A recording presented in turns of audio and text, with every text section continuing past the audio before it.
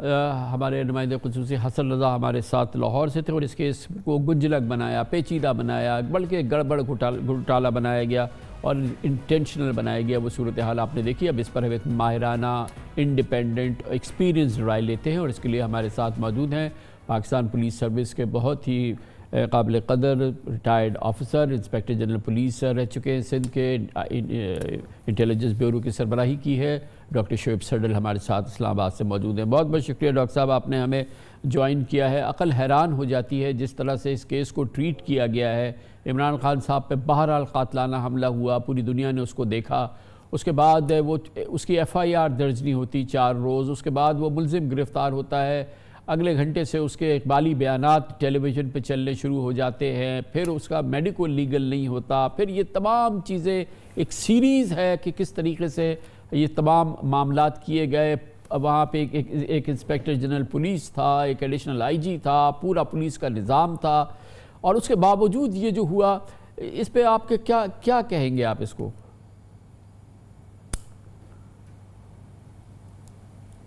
G thank you Kamran. بات یہ ہے کہ یہ جو کیس ہے اور اس طرح کے چند ایک اور بھی کیسز پاسٹ میں ہوئے ہیں، یہ بڑا کلیئر ایک سیڈ کامنٹری ہے ہمارے پورے سسٹم پہ۔ یعنی ایف آئی آر سے شروع کر کے اور اب یہ کیس جب تک بھی کنکلیوڈ ہوگا، اس کی ڈیفرنٹ ڈائریکشنز جو ہیں ان پہ کنٹروورسیز بدستور چلتی رہے گی۔ یہ کبھی کسی ملک میں میرا نہیں خیال کہ ہوا ہو کہ ایف آئی آر درج نہ ہو، اور ایف آئی آر کے اوپر جو ہم نے یہ سلسلہ چلایا رکھا ہے کہ جی اس میں اس طرح سے اس کو لکھا جانا چاہیے اور اس طرح سے لکھا جانا چاہیے۔ دیکھیں ایف آئی آر کا مطلب بھی فرسٹ انفارمیشن رپورٹ ہے، اور اس میں یہ ہے کہ جو بھی کسی نے لکھانا ہے لکھا دے، بعد میں ایویڈنس جس سائڈ کا آئے گا اس کے مطابق آگے کیس چلان میں چلا جائے گا۔ لیکن ہم کہتے ہیں کہ نہیں، ہم نے پہلے نامزد بھی کرنے ہیں لوگ، اور ایویڈنس ہو یا نہ ہو، اور تو جب تک ہم اس سارے سسٹم کو اپ سائڈ ڈاؤن نہیں کریں گے، میرے خیال میں ہمارے جو مسائل ہیں جسٹس سیکٹر ریلیٹڈ، یہ کبھی بھی حل نہیں ہوں گے۔ ڈاکٹر صاحب یہ دیکھیں نا کہ ایک ملزم گرفتار ہوتا ہے،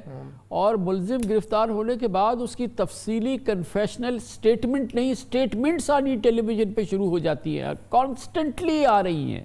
آتی رہی وہ سٹیٹمنٹس ہے۔ یہ بھی ہم نے یہ بھی عجیب و غریب پوری صورتحال تھی، جس پہ نہ پولیس کچھ کر رہی تھی، نہ کوئی حکومت کچھ کر رہی تھی، نہ کوئی عدالت نے کسی نے اس کا نوٹس لیا۔ بالکل آپ صحیح کہہ رہے ہیں۔ یہ ہمارے مطلب ایکسپیرینس میں انہرڈ آف چیز تھی یہ کہ آپ ودن منٹس جو ہیں اس کا کنفیشنل سٹیٹمنٹ ایک جو ہے وہ چلا دیں، اور وہ کہے کہ جی ہاں میں اکیلا تھا اور میں اس طرح سے ہوا اور اس طرح سے ہوا، اور بعد میں کچھ گھنٹوں کے بعد ایک اور اسی طرح سے ویڈیو چلا دے۔ تو یہ ساری چیزیں جو اس کیس میں ہوئی ہیں، میں تو یہ کہوں گا کہ یہ ہمارے لیے ایک بہت بڑا سبق بھی ہے،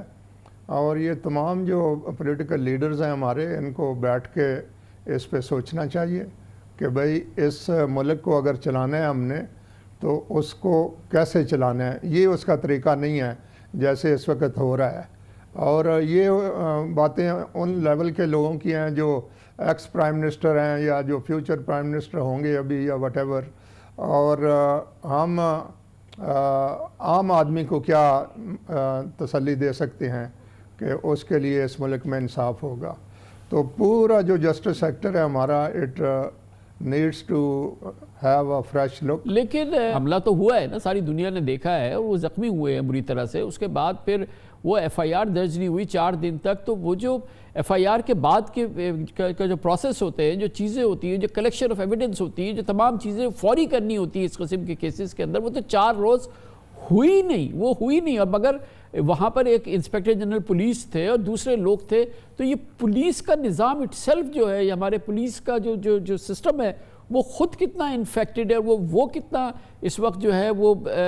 ایگزسٹ بھی کرتا ہے کہ نہیں کرتا ہے۔